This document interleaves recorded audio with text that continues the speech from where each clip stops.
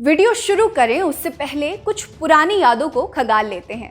बीते साल जब सुशांत सिंह राजपूत की खुदकुशी करने की बात सामने आई थी, तब उनके पास से मिले कुछ ग्राम ड्रग्स के कारण उनकी गर्लफ्रेंड रिया चक्रवर्ती को 1 महीने तक जेल में रहना पड़ा था। एक प्रसिद्ध चैनल रिपब्लिक टीवी के editor in chief Arnab Goswami ने रिया को निशाने पर लेते हुए जोर जोर से चिल्लाकर कहा था, मुझे ड्रग्स दो, मुझे ड्रग्स दो, मुझे ड्रग्स दो। मगर अब जो गुजरात में हुआ, उन्होंने अपनी जुबान पर ताला क्यों लगा लिया है? अब ना वो किसी पर चीख रहे हैं, ना किसी को निशाना बना रहे हैं और ना किसी से सवाल कर रहे हैं।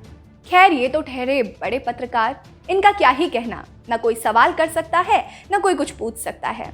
खैर, नमस्कार, मैं हूं आपके साथ रीटा और आप मुझे देख रहे हैं नेटवर्क न्यूज़ यूपी पर। अगर आपको अडानी और मोदी के रिश्ते के बारे में कुछ भी पता है तो कमेंट बॉक्स में कमेंट करके हमें ज़रूर बताएं। चलिए आगे बढ़ते हैं। ड्रग्स माफिया और ड्रग्स की तस्करी को लेकर जो खुलासा हुआ, उसने सबको हिलाकर रख दिया है।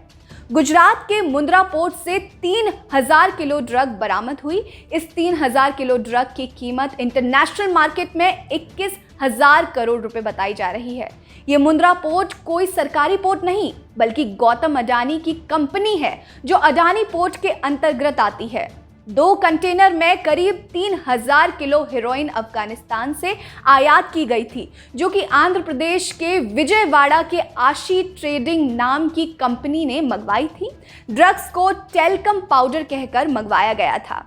इस मामले में आशी ट्रेडर के मालिक एम सुधाकर और उसकी पत्नी दुर्गा वैशाली इस वक्त पुलिस के शिकंजे में हैं और 10 दिन की न्यायिक हिरासत में हैं। अडानी पोर्ट से ड्रग की तस्करी को लेकर विपक्ष ने मोदी सरकार पर खूब निशाना साधा है। कांग्रेस के प्रवक्ता पवन खेड़ा ने सीधे तौर पर सवाल करते हुए पूछा कि क्या कारण है कि गुजरात बीते कुछ समय से ड्रग्स तस्करों की पहली पसंद बनता जा रहा है, जबकि आंध्र प्रदेश में भी पोर्ट है।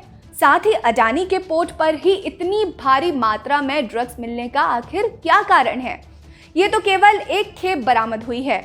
अभी तक ना जाने कितनी खेपें अडानी पोर्ट पर उतरी और देश के कोने कोने में पहुंच चुकी हैं, जबकि पीएम भी गुजराती हैं और होम मिनिस्टर भी गुजराती हैं। फिर भी गुजरात के ड्रग्स माफियाओं के लिए पहली पसंद बनने के पीछे की वजह आखिर क्या है? नारकोटिक्स विभाग, जो कि ड्रग्स संबंधी मामले को देखती है और जो कि देश के लिए एक अहम विभाग माना जाता है, बीते 18 महीने में नारकोटिक्स कंट्रोल ब्यूरो का कोई पूर्णकालिक महानिदेशक नहीं बनाया गया। बड़ा सवाल खड़ा होता है, आखिर ऐसा क्यों हुआ? वहीं अडानी ग्रुप ने भी अपनी सफाई दी है। सफाई तो देनी पड़ेगी, भला अडानी ग्रुप है और मोदी के साथ जो उनके रिश्ते हैं वो भी हम सभी को जग जाहिर हैं एक तौर पर अगर देखा जाए तो।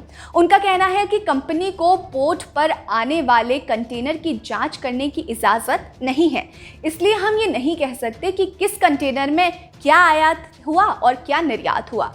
अब सवाल ये है कि गुजरात को बिजनेस का एक बड़ा हब माना जाता है। वहाँ पर ड्रग्स की इतनी तादाद में तस्करी होना कोई आम बात तो नहीं है और ये किस ओर इशारा करता है, ये बहुत एक गंभीर समस्या और गंभीर सवाल उठता है। इस खुलासे के बाद क्या पीएम मोदी के चहेते अडानी पर कसा जाएगा शिकंजा?